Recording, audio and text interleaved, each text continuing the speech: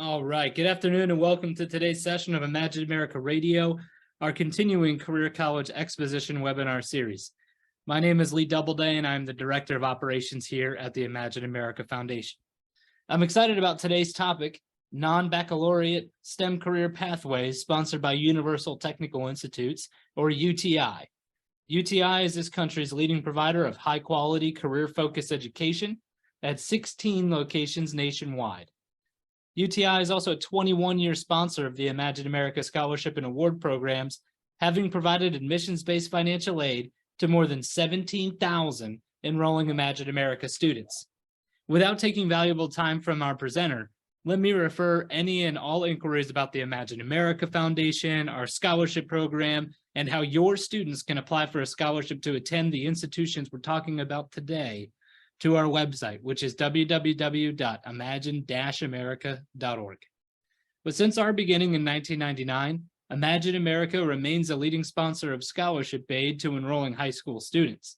However, our country faces a serious shortage in certified technicians. We hear from employers in virtually all sections of the country desperately looking for qualified employees, so we need to do more. Our partner in today's presentation again is Universal Technical Institute, and joining us today to discuss in detail the looming technician shortage and how UTI is helping meet this need is Dr. Stephen Coyle. Dr. Coyle is a nationally recognized expert in this area with an extensive K-12 background. But before turning the program over to Dr. Coyle, let me outline today's agenda. Today's session of Imagine America Radio will be 30 minutes maximum, with question and answers at the end of the presentation. All participants can submit questions while the presentation is in session via the Q&A feature or the chat feature inside of this Zoom meeting. We will have a hard close at 2:30 p.m. to be respectful of your time. So without taking any more time out of today's presentation, let me turn today's session over to Dr. Coyle. Dr. Coyle, the floor is yours. Well, thank you, Lee, and good afternoon, everyone. Thank you so much for joining us today. I know you're busy, so we'll get right into the presentation. I want to start off talking about something that's in the news right now, and that's dropping enrollments at colleges, universities, and community colleges, falling at about a 10 to 12% clip this year, and is projected to continue to fall. I have a theory on this, and I think that what's happening here is we're starting to see the results of these students, the Gen Z students, and what they're looking for. They just don't see themselves going to school for 4, 5, 6 years or longer. They just aren't going to do it. Some will, obviously, but many of them, they won't. And that's why we're starting to see a rise in enrollment in career and technical schools like UTI and others as well too, not just us, but others like that too, because that's what they're looking for. They want to get into something where they can get a skill or skills and then get into the work field quicker and start making money. I mean, that's the way these kids are, the Gen Z. That's pretty much their MO. They don't mind working, but they don't want to take the length of time that it's going to take to get a bachelor's degree or master's degree or whatever like that too. So I think we're going to see this trend continue at least for the next couple of years. According to a survey by Stanley Black & Decker, 85% of young people value a skilled trades career, but only 16% are very likely to consider such a career. It's quite a difference. When you look at that, you think, well, what's happening here? Well, the biggest problem is young people don't have a really good idea of what skilled trades is or what the required skills are that they're going to need. They tend to think of these, as do some educators, as hobbies or something that, well, anybody can do. You know, you pull up a YouTube video or something like that and get by, something like that. But it's not really the case. These are STEM skilled trades. If you think that a carpenter isn't versed in STEM, you're sadly mistaken. Or someone working on a car or a truck or a welder, they have to be very much into STEM. So the cutting edge technology that we have today requires that we have very skilled workers doing this. The other problem that we have is the underrepresentation of women in the industry. Over half the population is female, yet only 27% of STEM careers are occupied by females, 27%. That's way too low. I'm going to show you later in the presentation what we're doing to try to combat that, because we have to get more women involved. There's no reason for that kind of a percentage. We could definitely we need these people, and there is there's a group that is more or less untapped that we could get more skilled trades. Alternatives to traditional education, the title of this presentation. And the whole idea here is that to succeed in the modern economy, what are employers looking for? They're looking for skills. What do you bring to the table? What do you bring that company, that corporation, that school, whatever the case may be? That's what employers are looking for. But they're looking for two types of skills. They're looking for hard skills, obviously. What do you do? Can you weld? Can you plumb? Can you cut hair? Can you know, can you work on a car?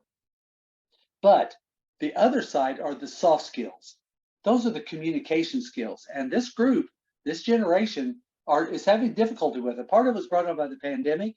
Part of it was brought on by the iPhone, and it's just difficult for some of these students to communicate.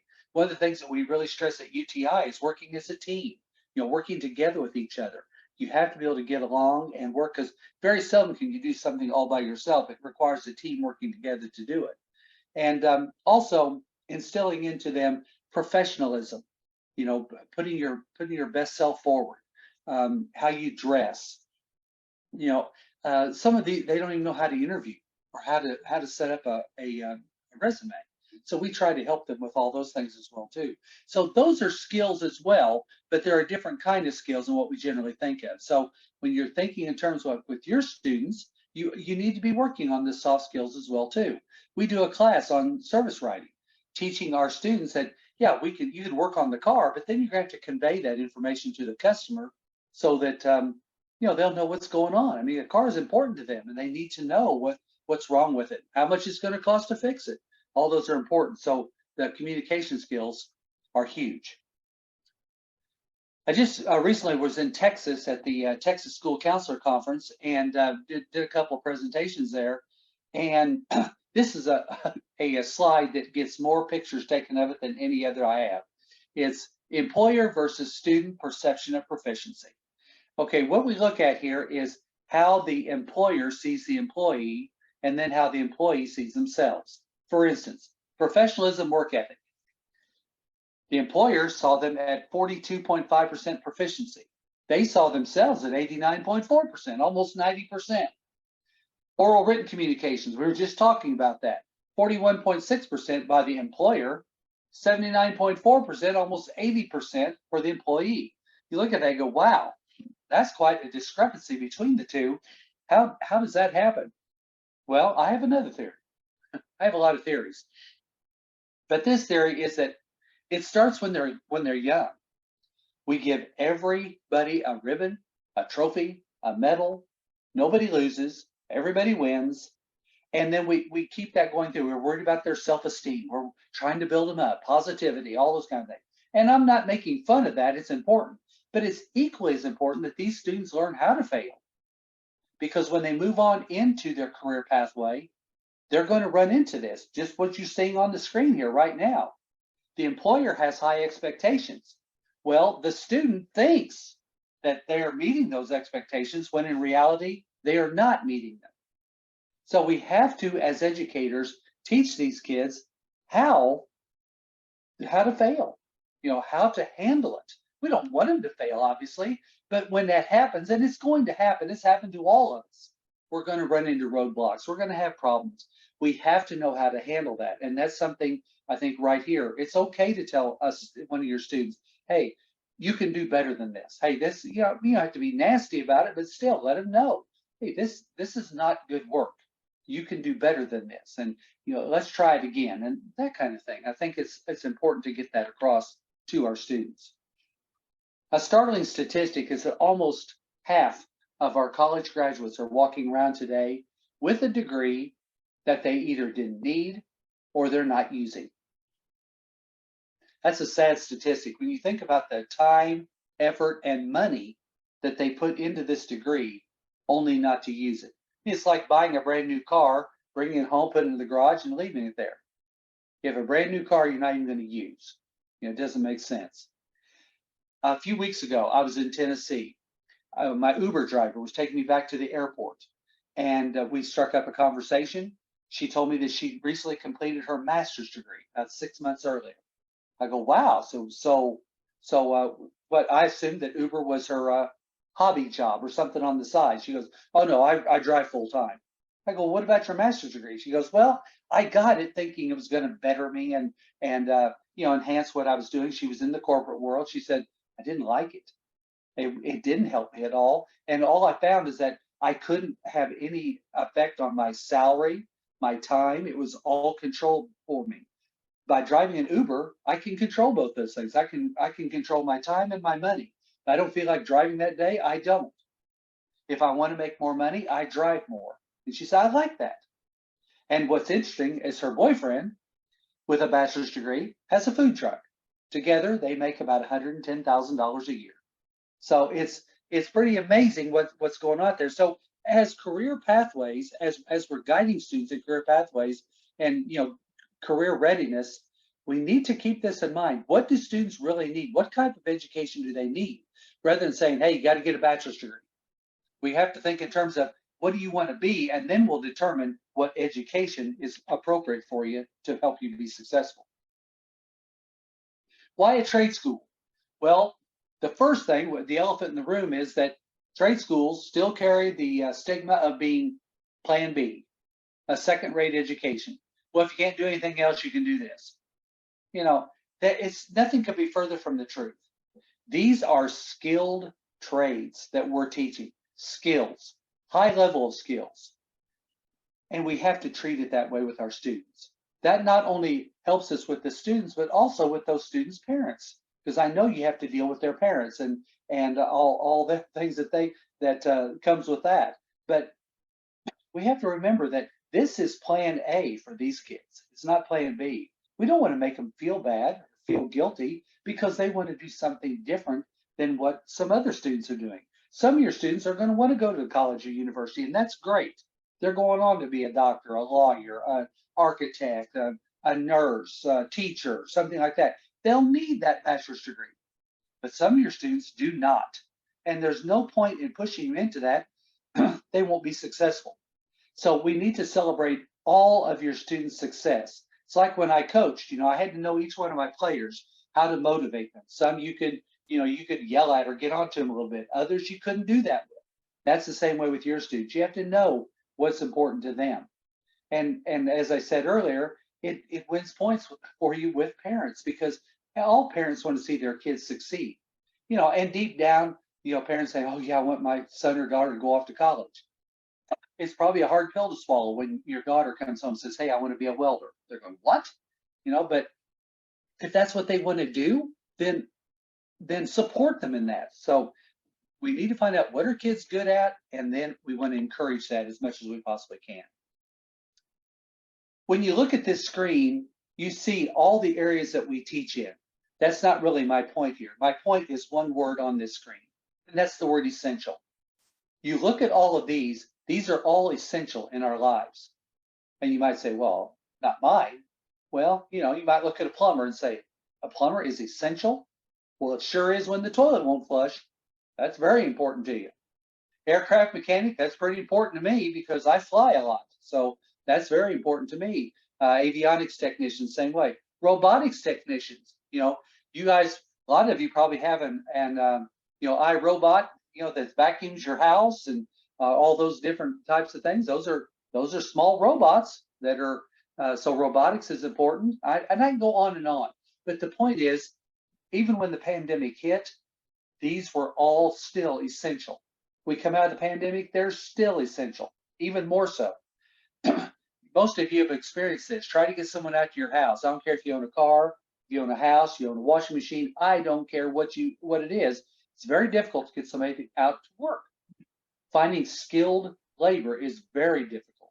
There's definitely a shortage out there, and unfortunately, it's getting worse. So when you look at these areas, you have to think in terms of these are not going to go away. They're going to be in demand. So there is, almost guarantee, we can't guarantee anything, but almost guarantee, that they're going to be employed. Just great opportunities. And the best part is they pay well. I dare say these people on this page make more than what a first year teacher would make, and you all would probably agree with me on that one too. Because they're so highly needed. So when we look at the areas that we teach in transportation, energy, and manufacturing, one of the things that we do at UTI is we do workshops, and we go into high schools and we talk to students about career pathways. We talk to them about STEM. We don't talk to them just about going to UTI. We talk to them about their future and what is out there, because many of these kids don't even know what some of these are. For instance, we go to the very last one, non-destructive testing. I would dare say that many of you don't even know what that is. I didn't know what it was until we acquired MIAT, but we have a hurricane, have a earthquake, something like that, maybe flooding. Those buildings, those structures have to be tested to see if they're still safe.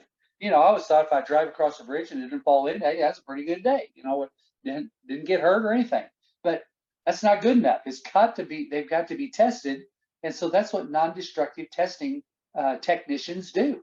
They test these structures to make sure they're safe, and then if they deem them unsafe, then we replace them. So there's an example of one. CNC machining. Many of your kids probably don't even know what CNC stands for. Maybe you don't. Computer numerical control. But all the parts that we have, all the things that we have, that goes in our cars, it goes in different things, that's made through CNC machining. 3D printers, you probably heard of that as well. I can go on and on, but the point is, these students need to be exposed to these things. So that's what our workshop will help do. So we'd love to come into your schools and talk to your kids about what's out there available to them. Not trying to get them all to come to UTI. We'll take them. But the point is, we want to get them into a career pathway that's best for them, what they want to do. Now I'm going to shift gears. I told you earlier, we're trying to get more women into STEM. So we're taking an active involvement in that. Imagine the world we can build. Last year, if you sat in on my webinars at all, that you heard about Ignite Worldwide that we partnered with last year, trying to get more women into STEM. Ignite is an acronym, Inspiring Girls Now in Technology Evolution. We've expanded that this year. We've kind of gone off on our own now and starting to do this from within UTI and expand upon what we started last year. The mantra was, you can't be what you can't see. You think about that with these girls. When's the last time you saw a female welder, female plumber, female auto or diesel tech? You see a road crew. How many women do you see in that crew? You don't see them, and if you do, they're probably holding the sign, stop and go slow and that stuff. We have to get more women in STEM because it's an untapped resource right there. So what we did last year is we hosted skilled trades conferences for women. Last year we held 8 of them at 8 different campuses. We had over 1,000 high school girls attend and toured our UTI campuses. Featured them on social media, LinkedIn. We even conducted a virtual trades conference for those that couldn't make it to a campus. Over 200 girls attended that, and 8 high schools participated. It's a great event. One of the events that we had was in Mooresville. We had one in Arizona as well too, but I highlighted the one in Mooresville because it's the one that helped us win the Community Excellence Award with ACCSC, which is our accrediting body. So you can see 115 guests were in attendance there. But look what those girls are doing in the upper right-hand corner. They're doing pit crew. That's part of our NASCAR Tech curriculum. But look at those girls. I'll bet you when they came to that conference that morning, they had no clue they were going to be doing something like this. It's just beyond what they think they're capable of. And in reality, it's not. Look at them. They're doing a great job. The lower left or right-hand corner, you see them doing projects together. They got their pad folios. They're using their phones with this, using the technology. The lower left-hand corner, you see them a STEM demo right there. And in the upper left-hand corner, that's an example of the panels that we brought in to each one of our events for the girls to be able to talk to. These women, we call them influencers, but they're very important. The facilitator for this one event was Kristen Labonte, president and founder of Breaking Limits. involved in STEM for women. Sophie Fox, CEO of Women in Wheels. Brooke Ulrich, Facilities and Equipment Manager for the Home Depot. She was a 2012 graduate of UTI, so we're very proud of her. Madison Conrad with Roush Engines, and it's also Jennifer Lefevre, Vice President of Manufacturing. So these women are great role models for these girls to talk to. They're not going to ask them, crazy questions. They're going to ask them questions like, "Hey, were you scared when you did this? What was your motivation? Did people make fun of you?" I mean, these kind of questions, because that's what these girls are facing now, because they're going into a world that they haven't been invited to before, and they do remarkably well. The girls that we have that go through UTI is only about 4.5% of our total population, but they do a great job. And so we're hoping to bring awareness to women, to show them, to say, "Hey, you can do this," and all you got to do is put your mind to it. The best part, though, is at the end when they fill out cards telling us about their experience. Here's one. "I like watching cars go fast, but wow, today I couldn't stop smiling. I was intrigued with everything. I had no idea how I would start a job in this career. Now all I can think is to apply here after high school." That's just one example. That girl came there that day. She had a desire. She had that little burning in her stomach, but she didn't know what to do with it. And we showed her how. It's amazing. I was at the Lyle campus for theirs. One of the girls got on our welding simulator, knocked out 100 on that thing. It's like, wow. I mean, I've even had school counselors, when I invite them to events at our campuses, we bring out the welding simulator and get you guys on there and do a great job. There's a few of the counselors I've told them that they might want to be thinking about a career change because they were that good. So anyway, it's just heartwarming to see the responses we're getting from these girls and what we hoped was going to happen. These are the alliances, the manufacturer alliances that we work with at UTI. I bring this up not to brag or show off in any way, but to tell you that if you're not using industry in your schools, that's a big miss for you. Huge. They want to work with you because they need future employees. So they're willing to work with the kids coming in. You can go on field trips to them, or they can come to you.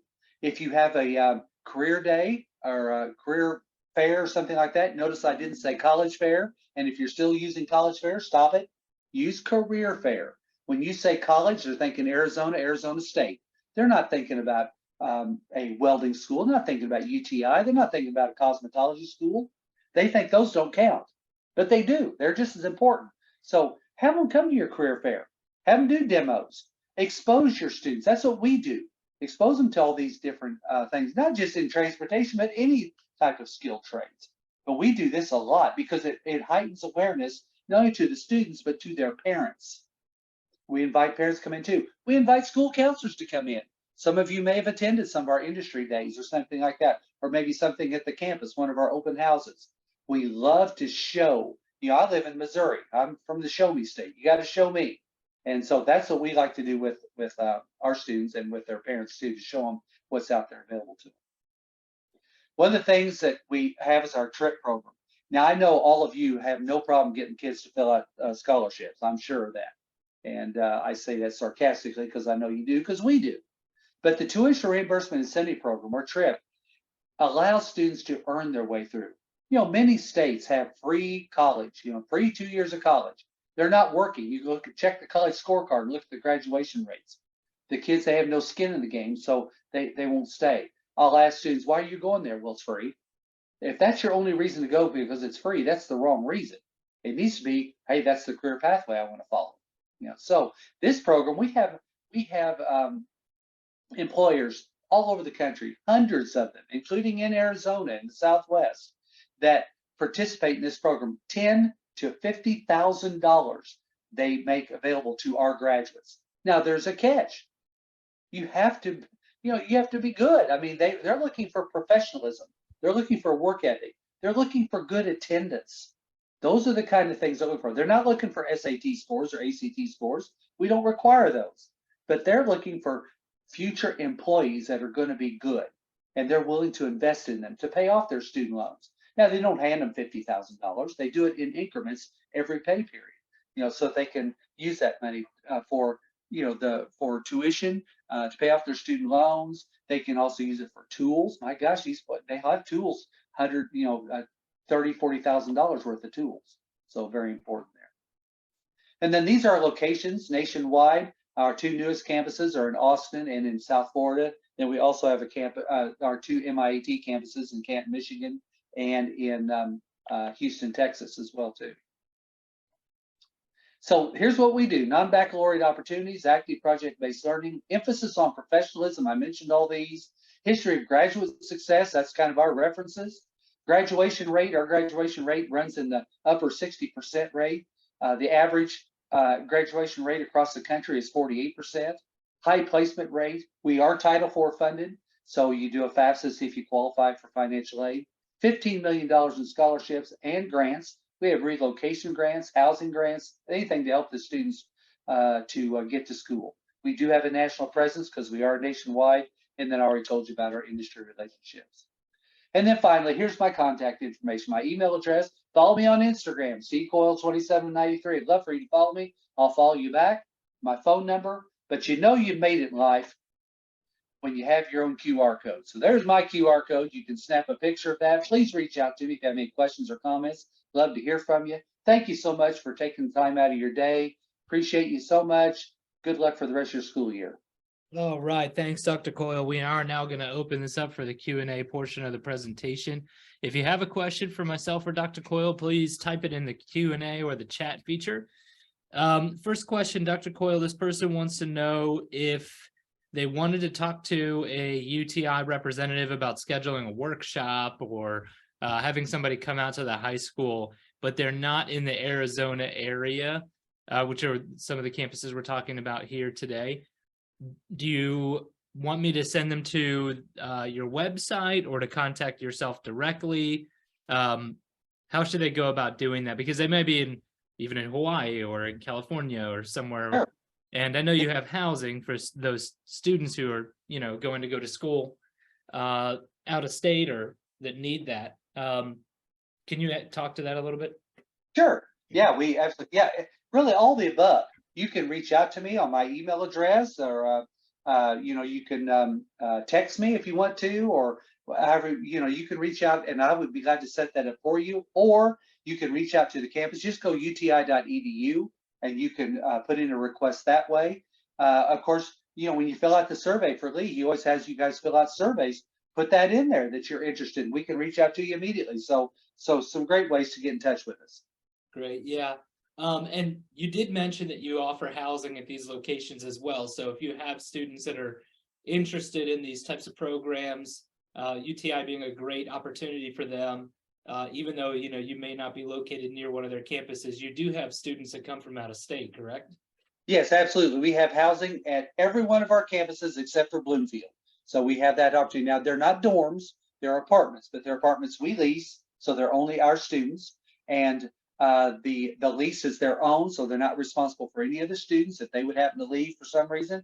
And also, it will match your program. So if your program is 11 months long, your lease is 11 months long, so you don't have to pay for housing you don't need. Gotcha. Okay. All right, I think that does it for questions. Just a few house cleaning items here. Number one, we've recorded this session. I'll be sending it to you tomorrow morning with Dr. Coyle's contact information. Number two, like Dr. Coyle mentioned, we do a follow-up survey when you leave this meeting. It's just 4 questions long and they're multiple choice. It's really easy, but any type of feedback you could provide to us would be incredibly helpful. If there was something maybe you wanted to hear on this presentation but didn't, or something you thought that was really great that you took away, please let us know. We always enjoy getting feedback. But before closing, I just want to thank all of you for joining us today and taking time out of your busy schedules.